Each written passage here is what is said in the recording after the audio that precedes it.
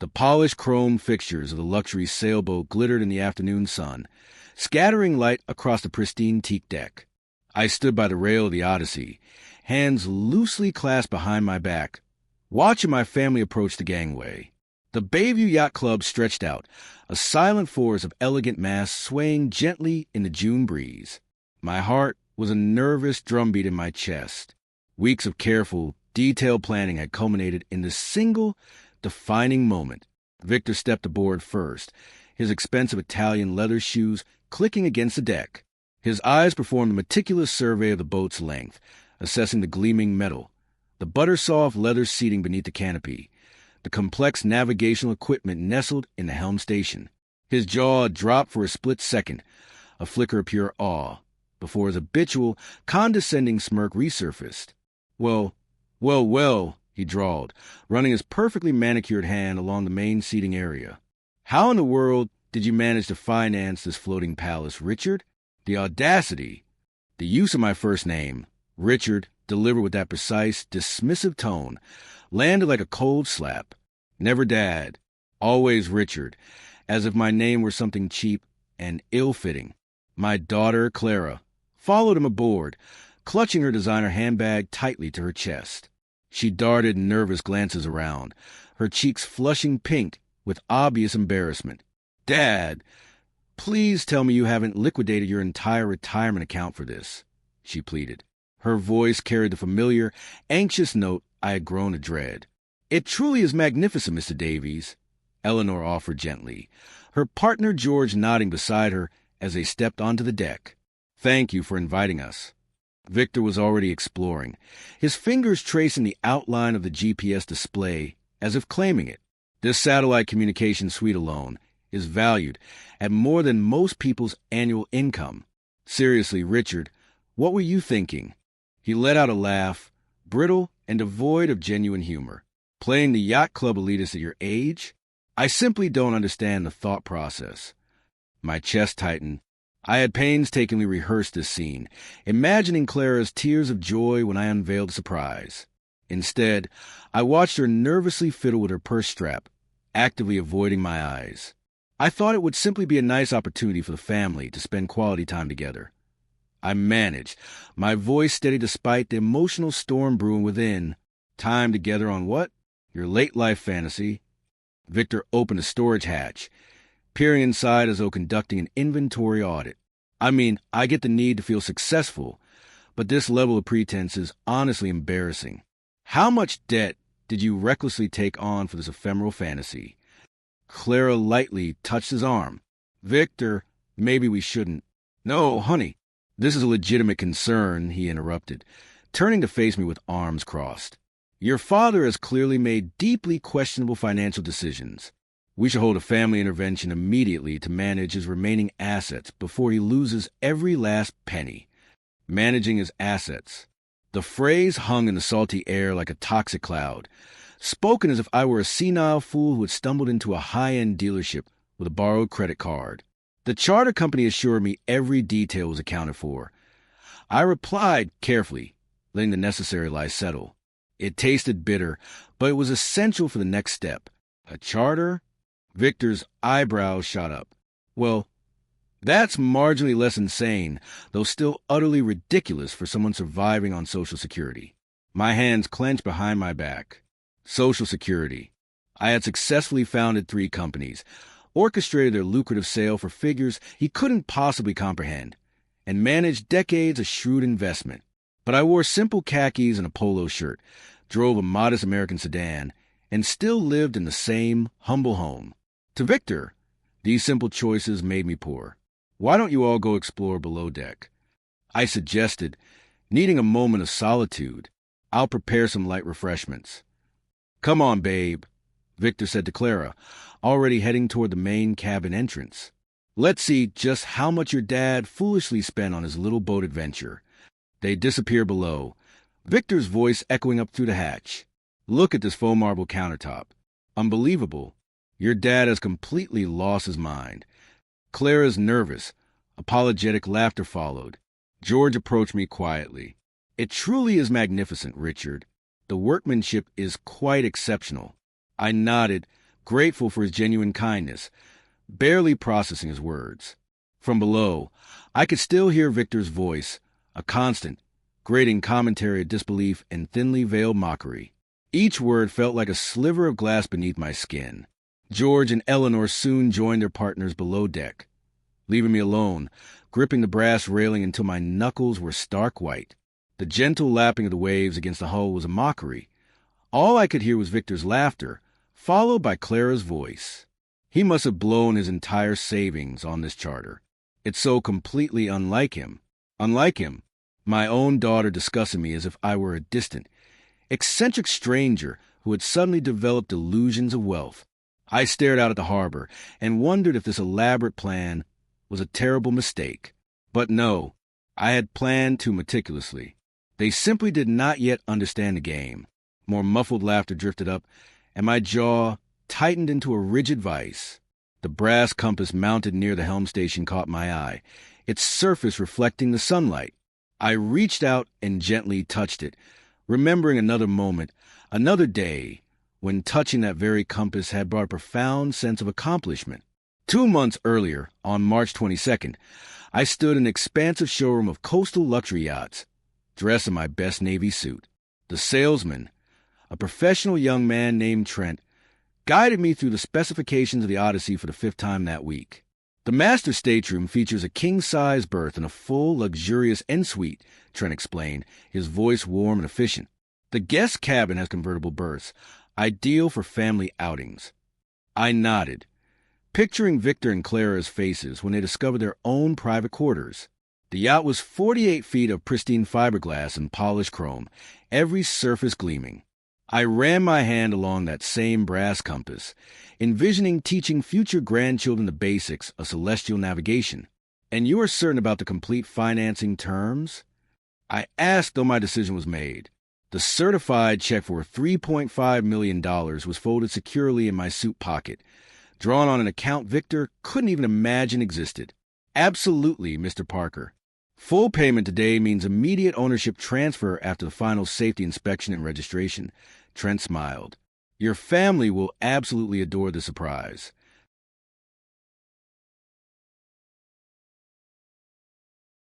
My family. I had conceived this moment since Clara's birthday, when she had wistfully mentioned how much she missed our old fishing trips. "I wish we could just escape onto a boat somewhere," she had sighed, looking utterly exhausted from Victor's endless complaints about their financial struggles.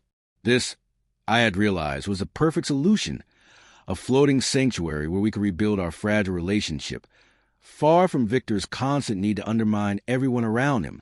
I signed the papers with a steady hand. This was not a mere boat purchase. It was an investment in the healing of my family. The funds came from my private trust, money I had been carefully saving for a truly meaningful purpose. What could be more meaningful than reclaiming my daughter? I had even researched family-friendly routes along the coastline, imagining weekends where Clara could rediscover the simple joy of the water. "I'd like to add a few personal touches," I told Trent. "Family photographs in the main cabin. Maybe a professional sound system for music during meals." "Of course, sir. We can coordinate with our interior design team." I took the keys from Trent. 2 small pieces of metal representing months of careful strategic planning. "I want to present it as a charter first," I explained. "Let them enjoy the experience without the pressure of knowing the true cost. Then I'll reveal the full gift when they're already in love with the experience." I had envisioned Clara's tears of profound gratitude, maybe even Victor's grudging respect. Standing there, holding those keys, I felt more optimistic than I had in years.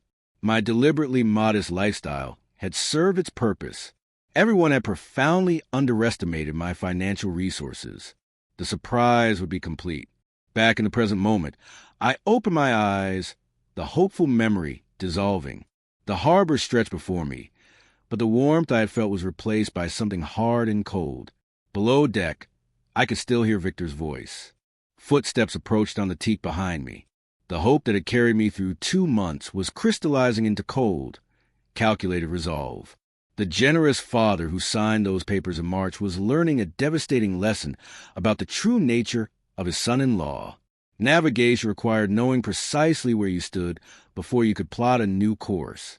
I turned as my family emerged from below deck. Victor's face was flushed with what I now recognized as contemptuous amusement. "Richard, this truly is magnificent." George's voice was warm, carrying genuine appreciation. "The craftsmanship is extraordinary. You've chosen something truly special." His words were a soothing balm on my emotional burn. Eleanor followed, her eyes bright with sincere admiration. "The woodwork below is exceptional. That mahogany table, it's museum quality." "Yeah, well, when you're carelessly spending someone else's money on a charter, you might as well go all out, right?" Victor snorted, stepping up behind his parents with Clara close beside him. "Dad probably blew more on this single weekend than Richard earns in 3 months." The comparison was a brutal blow. George stiffened almost imperceptibly. Clara let out a nervous, apologetic laugh. "Victor," George cautioned quietly. "What?" "I'm just appreciating the high life," Victor continued, touching buttons on the entertainment console. "Top of the line everything. The charter company probably charges extra for every single feature." "What's this costing you, Richard? $3,000 for weekend?" "For $3,000 wouldn't cover the monthly slip fees." "It is beautiful, Dad," Clara said, but her tone was laden with worried embarrassment. "Though perhaps next time we could arrange something more practical. Something appropriately modest for her father's presumed financial bracket. Should we move below for lunch?" I asked, my voice steady. "I prepared some refreshments." "Lunch on the yacht." Victor clapped his hands in mock celebration. "Living the dream, Richard. Too bad it's purely temporary." I led the way down into the main cabin, the dining table gleaming. The setting was perfect. Elegant china, crystal glasses, silver utensils. Everything I had planned to make this moment special. "Oh, my Richard, this is lovely," Eleanor breathed. "You've gone to immense trouble." "No trouble at all," I replied, pulling out chairs. Victor remained standing, examining the built-in bar with obvious desire. "Fully stocked, too. Premium brands," he noted, lifting a bottle of aged single malt scotch. "This bottle alone probably costs more than most people's monthly insurance payment." "Victor," George warned more firmly this time. "What?" "I'm simply making conversation. Isn't that the purpose of family dinners?" Victor's grin was sharp. The silence stretched thin. "This is delicious," George offered, valiantly trying to restore some civility. "Dad always was a decent cook," Clara murmured softly. "Yeah, well, when you have nothing but time on your hands and no one to provide for..." Victor's voice trailed off meaningfully as he cut his salmon. "Retirement must be so nice. 0 responsibilities." The fork trembled in my hand. No pressure provide. I had provided for 3 decades, built successful enterprises from scratch, created wealth far beyond his comprehension. Now I was offering my greatest, most personal gift, this sanctuary purchased with my beloved Catherine's memory, and receiving only contempt. Victor raised his glass in a mock toast. "To family adventures we can't remotely afford." The sound of his glass hitting the table marked the end of any civilized pretense. George set down his fork with sharp clink. "That is quite enough," I said, my voice cutting through the tension.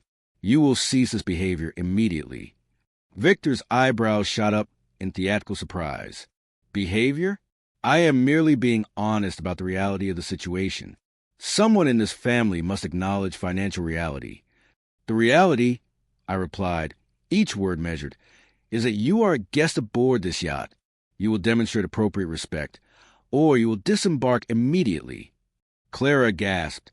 Victor's smirk faltered for a second. "Guest? Come on, Richard. We're family. I can't express genuine concern about your financial decisions." "Your concern," I said, setting my utensils down, "sounds remarkably like pure mockery." Victor's composure cracked. "Pretend what?" "Pretend Richard isn't making completely questionable choices? Pretend this yacht charter isn't ruinously beyond his means." He leaned back, the picture of smug, entitled superiority. "I built a high-tech consulting firm from the ground up," he boasted. "I understand capital and value." "And this," He waved dismissively at the expensive china.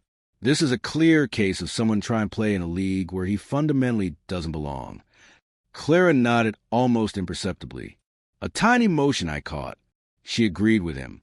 After all the sacrifice, she saw me through his arrogant eyes, a pathetic old man pretending to a wealth he couldn't possess. I believe you should excuse yourself from this table, I said, my voice quiet, deadly. Victor's laugh was sharp and forced. Excuse myself from a chartered yacht? Maybe I will. He stood abruptly. The atmosphere is suddenly quite stifling. Don't worry about cleaning up, Richard. I'm sure the charter company has people for that. His footsteps echoed on the deck above, deliberately heavy. The cabin fell silent.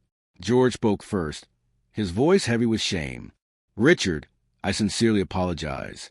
That was completely inexcusable. Inexcusable, Eleanor added, tears welling in her eyes. I don't know what has gotten into him. Clara said nothing, staring at her plate. When she finally looked up, her eyes were defensive. He's just protective of our family finances. We've been discussing buying a larger home, and money is tight. Seeing this, she gestured helplessly. It's difficult to understand the priorities. The priorities. My priority had been a generous gift, a bridge to my daughter. Her priority was protecting her husband's illusion of superiority. I stood, gathering plates with steady hands. I understand more than she realizes. I understood my generous heart had been hopelessly naive. I understood that Victor had just committed the gravest error of his life. From above deck, I heard Victor opening and closing cabinets. He was exploring areas he had no right to access. I would tidy up, I told them, and they should enjoy the fresh air on deck. Left alone with the ruins of my meal, I allowed a moment of pure, crystalline rage.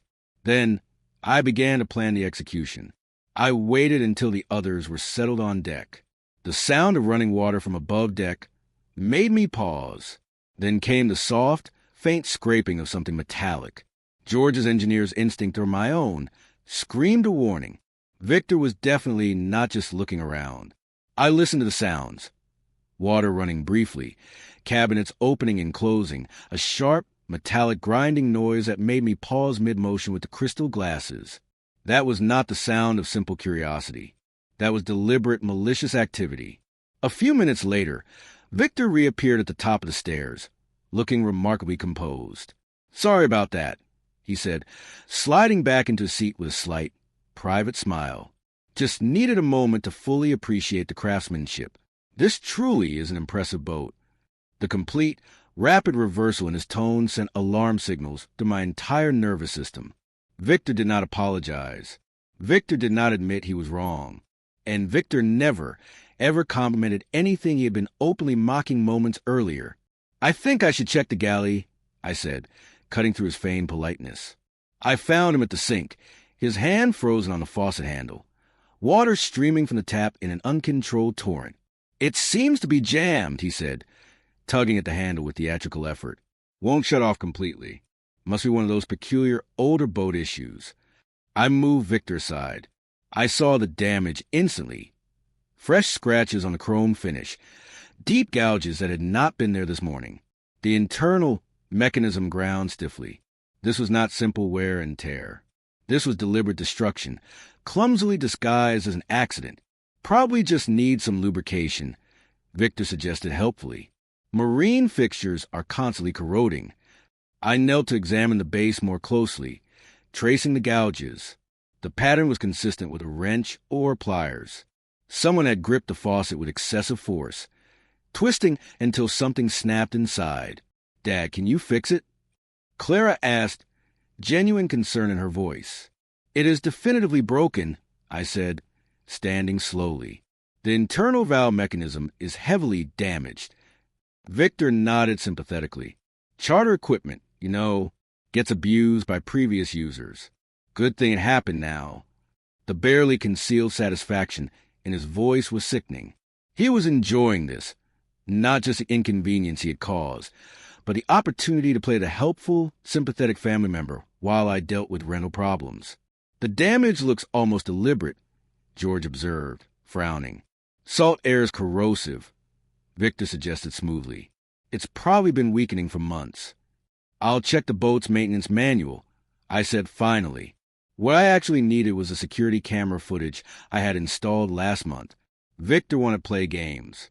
He was about to challenge a man who had been operating at a professional level while he was still learning to tie his own metaphorical shoes. The navigation room was a compact, high-tech space. I slipped inside and closed the door. The multiple monitors flashed to life. 8 separate camera feeds, crisp high definition. My fingers moved across the control panel, scrolling back to the 1550 timestamp. There he was, Victor Harrison, appearing on camera, moving with casual confidence. At first, his movements were normal. Then he approached the faucet. I leaned closer. Victor tested the handle. It worked perfectly. He knew it worked. What happened next made my blood run cold. Victor glanced at the door, confirming his solitude. Then he gripped the faucet handle with both hands and twisted. A violent wrenching motion that made the camera shake. The timestamp read 15 hours, 52 minutes, and 41 seconds. He did again, bracing his foot against the cabinet. I could see the sheer concentration on his face as he applied maximum force. The slight, cruel smile of satisfaction when something snapped within the mechanism. He tested his vandalism, watching the water stream uncontrollably. Perfect. Exactly the kind of accident that would embarrass his host and prove his cynical point about inferior equipment. But he wasn't finished. Camera caught him searching drawers, finding a dish towel to wipe away metal shavings. He even ran his finger along the base, checking for evidence. This was calculated vandalism designed to humiliate me. I copied the footage to a portable drive. Evidence. Proof. The kind of documentation that transformed accusations into irrefutable facts. Victor's voice drifted down from the deck, artificially concerned. I hope Richard isn't having too much trouble with that little boat problem. I powered down the monitors. Victor had given me the ammunition, but I needed to choose my moment carefully. I worked quickly in the galley, repairing the faucet. The damaged fixture came apart in my hands. Twisted metal, forced threads, just like the relationship between us. I thought I threaded new gaskets into place. The final tally of all the financial assistance I had provided Victor and Clara over the years approached $150,000. Graduate school, wedding expenses, the down payment on their house, emergency repairs. A decade of generosity had purchased nothing but entitlement and scorn. Victor's footsteps approached the stairs. I'm going to see if he needs a hand. The faucet mechanism slid back into place with a satisfying click. Water flowed smoothly. I stood, wiping my hands, calculating. Victor thought he had secured a small victory by breaking my property. He had no idea he had just triggered a war he was spectacularly unprepared to fight. There he is, Victor announced with theatrical relief as I stepped up. How'd the repair go? Old equipment giving you fits. I set my tablet on the dining table. Actually, Victor, I'd like to ask you something specific about that faucet. Me? I'm no plumber, Richard, though I did notice it looked quite corroded when I washed my hands. Derek, I interrupted quietly. Why did you deliberately break the faucet? His laugh was a beat too late. Break it? Richard, what are you talking about? I didn't break a thing. I have some footage that might interest everyone. I powered on the tablet. The yacht has a security system. 8 cameras, high definition. Victor's confidence evaporated instantly. His Adam's apple bobbed. Footage? What footage? Let's all take a look together. I touched the screen, scrolling to the timestamp. 15:52. The video played. Victor glanced at the door, confirming he was alone. Then he gripped the handle and violently wrenched it. Victor! George's voice cracked. What the hell are you doing? On screen, Victor was not finished. He applied more force until the valve snapped. Water streamed out. Clara's hand flew to her mouth. This can't be. The video continued, showing Victor meticulously wiping away the metal shavings, cleaning up the evidence of his sabotage. You spent 4 minutes deliberately destroying my property, I said quietly. Victor's face was chalk white. There's an explanation. I was trying to fix it when it... Fix what? George's voice was deadly quiet. The footage clearly shows it working perfectly before you touched it. Victor made one last, desperate attempt at defiance. Fine. Yes, I broke the damn faucet. But can you blame me? Richard's been acting like some kind of millionaire all day, throwing money around on charters he can't afford, trying to make the rest of us feel insignificant. The admission hung in the air like poison. I closed the tablet and smiled for the first time all day. Well, Victor, speaking of pretending to be something you're not, I think it's time we discuss exactly what you don't know about the situation. Victor was shaking as he leaned forward. Look, Richard, maybe I got carried away, but it's just a minor repair on a chartered boat. You keep mentioning that this is a charter. I observed, picking up my tablet, you seem very concerned about the financial implications for the owner. Well, yeah, Victor straightened, finding a new moral high ground. You're obviously over your budget. This yacht fantasy, it's not sustainable. Someone like you try and play millionaire for a weekend. It's just pathetic. Someone like me, I repeated softly. Victor's arrogance was fully back. Look, no offense, but let's be realistic. You're a retired, what? Plumber? Carpenter? Living on Social Security, trying to impress us with a boat you can't afford. It's embarrassing. Guys like you don't belong on yachts like this. This, he gestured around the elegant cabin, is for people who actually earned it. The silence that followed was absolute.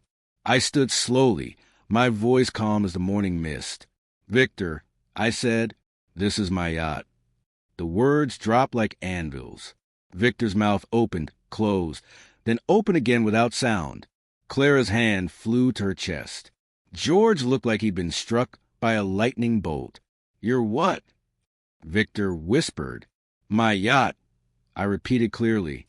I purchased in March for $3.5 million cash.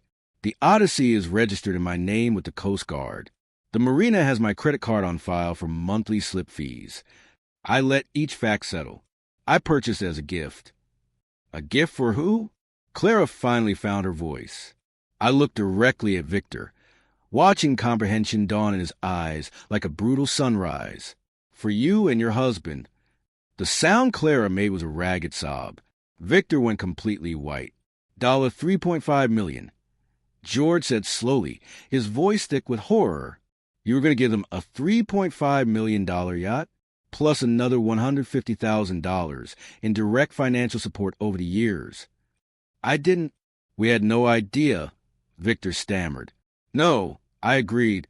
You had no idea that the plumber you've been mocking and sabotaging all afternoon was planning to make you a millionaire.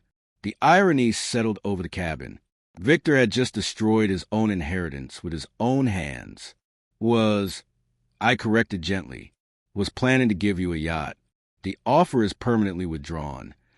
Victor's face cycled through shock, disbelief, and finally, desperate, gut-wrenching panic. Wait, you said was planning. Now that I understand the situation, we can work this out. Now that you understand the situation, I repeated, what exactly do you understand? That I made a terrible mistake. I had no idea this was your yacht, Richard. If you had known I owned it, you would have treated me with respect. I finished for him. But since you thought I was just some poor retiree, disrespect was acceptable. That's not what I meant. Victor cried. The stress of work and seeing you spend so much on a charter when you decided your father-in-law needed to be taught a lesson about his place. George finished, his voice sharp with immense disappointment. The yacht remains mine, I continued. Victor, I think it would be best if you and Clara gathered your things and left. You can't be serious. Over one stupid mistake. Son, you deliberately vandalized a man's property after he invited you aboard as a guest. You spent the entire afternoon mocking and belittling him. Even now, you're more concerned about losing a gift than the hurt you've caused, George stated. Fine, Victor said finally, standing abruptly. Come on, Clara, let's get out of here. Clara stood slowly, her face a mask of profound sorrow. Dad, You made your choice clear today, sweetheart, I said softly. I hope it was worth it. As Victor and Clara walked down the dock, George and Eleanor stayed. Richard, I am deeply ashamed of my son. Please stay. Let's enjoy the rest of this beautiful afternoon as it was meant to be enjoyed. We raised our glasses to a silent toast, to character. As the sun dipped lower, painting the water gold and amber, I felt a perfect peace. Justice had been served. Victor had destroyed his own inheritance with his own arrogance. If you like this story, please show your support by liking this video, subscribing to the channel, and sharing your impressions in the comments. Thank you for listening.